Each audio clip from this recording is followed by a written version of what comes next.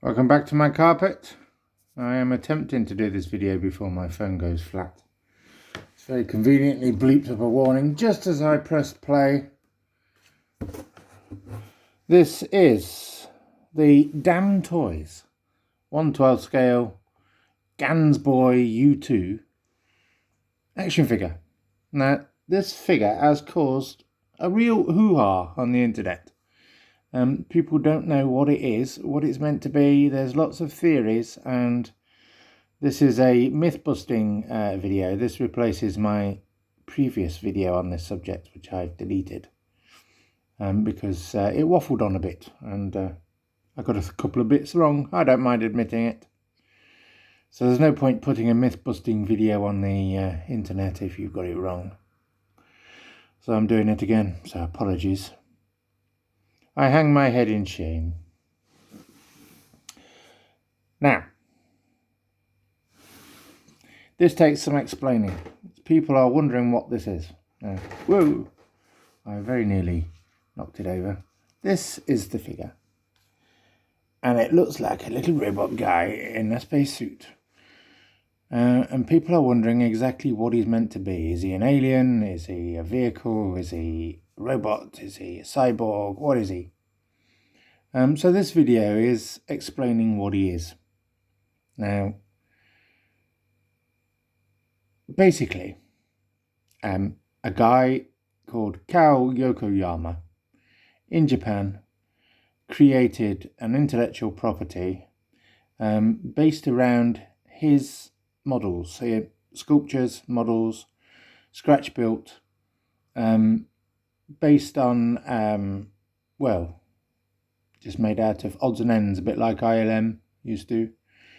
And it became very popular, and he created this story and this intellectual property around it called SF3D, which ended up as a comic strip in Hobby Japan, that legendary tome of the 80s. So there was a bit of a falling out with Hobby Japan, and he renamed it Machine and Krieger, which is war machines. And it's basically a story about a war in the future. But the weapons and the spaceships and the robots in it have an influence of World War II German armour, an influence of Star Wars, because they influenced the artists that did them. And it became really, really popular. There was a few model kits and a couple of limited edition action figures.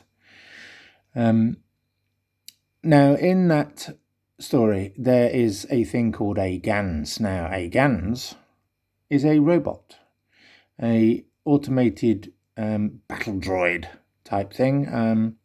I wasn't sure whether it was a robot or a tank to start with, but there is really not very much to research about Machine and Krieger, about exactly what is what, if you don't speak Japanese, unfortunately. But it seems to be a robot, and if you imagine a Star Wars Scout Walker from the waist down, with the legs on back to front, and then above the waist, this is the robot. So this is like the cockpit on a Scout Walker would be. This is the Gans head. The Gans is the name of the robot. Gans. Gans.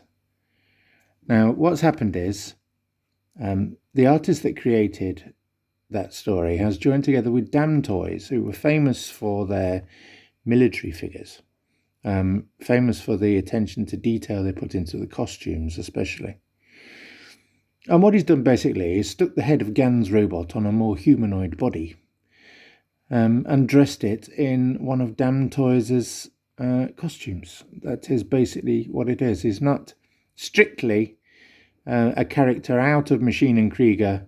It's kind of if George Lucas stuck IG-88's head on a different body and dressed him in a pilot's uniform and called him IG-88 boy. He's kind of a mascot. So he's not actually meant to be a Gans strictly from Machine and Krieger. He's Gans boy. He's a mascot. He's a comical character who is a mishmash between Machine and Krieger and Damn Toys. So there is no other logic to it. It's just there for the sake of it. It's an art toy. It's just an artistic endeavour between the two people. So why would a robot be dressed as a pilot? And it's just because it is. Because it is a venture between those two factions. That's all the logic to it. So he has a new body. It's quite a dumpy human body, and they've stuck the Gans robot's head on the top. They've given him robot hands, and they've made this comical version of a Gans, which isn't in universe to the story at all. Just to be a figure. And what they're going to do is release more of them in other Damn Toys costumes. The next one is called Gans Boy President. He appears to be more president of a company than president of a country. Or maybe like, a gang leader or something like that. But that is similar. It's the same head, but silver. The eye on that one lights up yellow. This one doesn't light up at all. And he's wearing like a business suit. So this robot creation, this kind of mascot, Gans Boy, has been thought up and dressed in Damn Toys clothing. Now, to review the figure, his head is huge but hollow. It's hard plastic. This antenna is very wobbly, bendy. These two, people are stressing about on the internet that they might snap off. Now, I might be wrong, but I think they're metal. I could be wrong, but I think they're metal. So I'm not really worried about them snapping off, to be honest. But he's fantastic. He has a full range of movement on a ball joint on his head. He has ball jointed shoulders, double jointed elbows, ball jointed wrists. He has an ab crunch, but you can't really use it because of this suit. He has ball jointed hips, double jointed knees, double jointed ankles, ball jointed ankles rather. Now,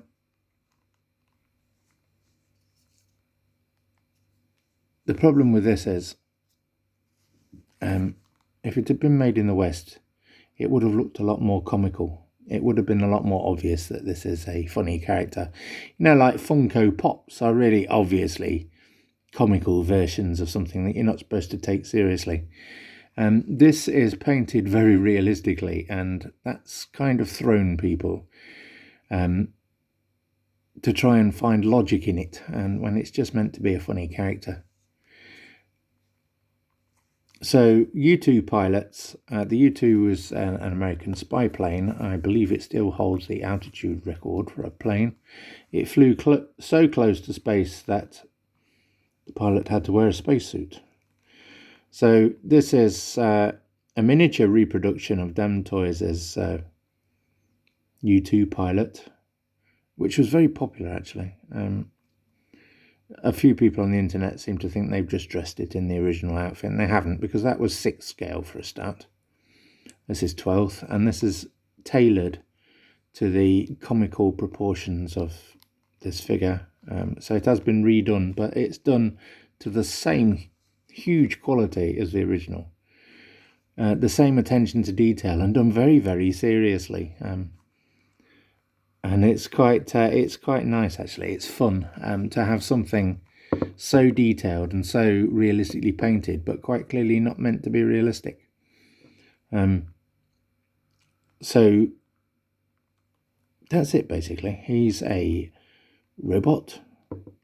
His head is a Gans from Machine and Krieger. The body is completely different to how the Gans looks in the comic.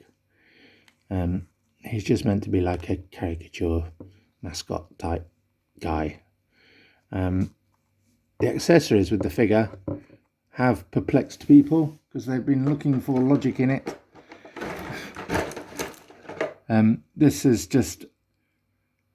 This came with the 12-inch version of the Pilot, and it's just the ventilation system for the pilot's suit that plugs in, and he would have carried to the aircraft with him. And all they've done is reproduce the accessories for the U2 Pilot, even though it makes no sense for a robot to need them. So this is the pad that sticks on with Velcro onto the leg, so the pilot could have made notes. This is before the days of massive computers and things in planes. Another accessory is a tube, which has perplexed people as well. It looks like a tube of toothpaste. People are thinking it's alien food or something, and it's not.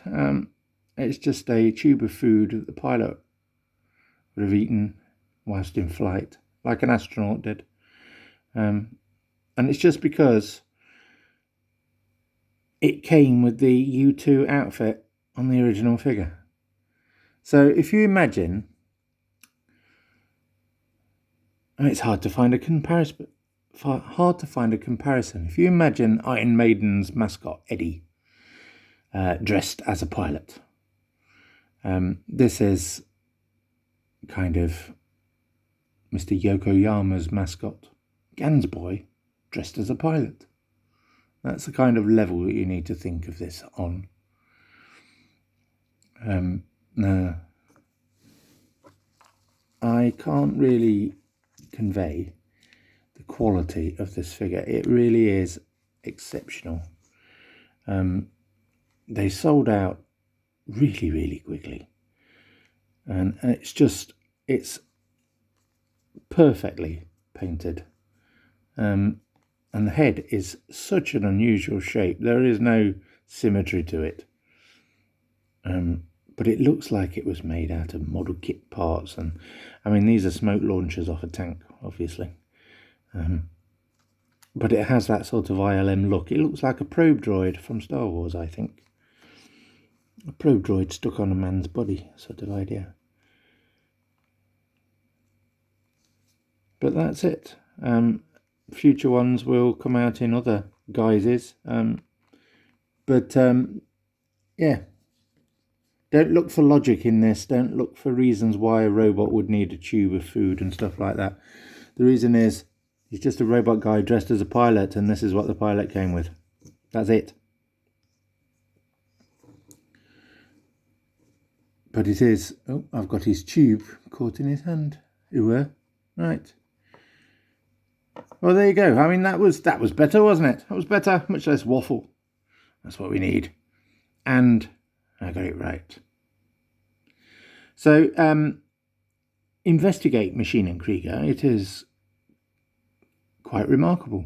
The powered suits have been made into kits several times. And have a quick Google of Gans, Machine and Krieger Gans, to see the robot that this is based on. It does look like the result of a one-night stand between an Imperial probe droid and a Scout Walker, but it is rather splendid. So, thank you for enduring another video. I do like to get things right. It really bugged me when I found out that a couple of my facts weren't entirely accurate. Oh, before I go, this lump on his back. This is part of the U2 Pilot outfit. It had all sorts of tubes and things in it. It was like a pressure suit. So I'm not entirely sure what that lump is meant to be, but it is part of the suit. So there is no other explanation. A robot in a suit. A robot with the head of another robot. So, you know, there we go. Thank you very much. It's very, very late, so apologies if I seem a little lackluster. Take care of yourselves, and I'll speak to you soon. Goodbye.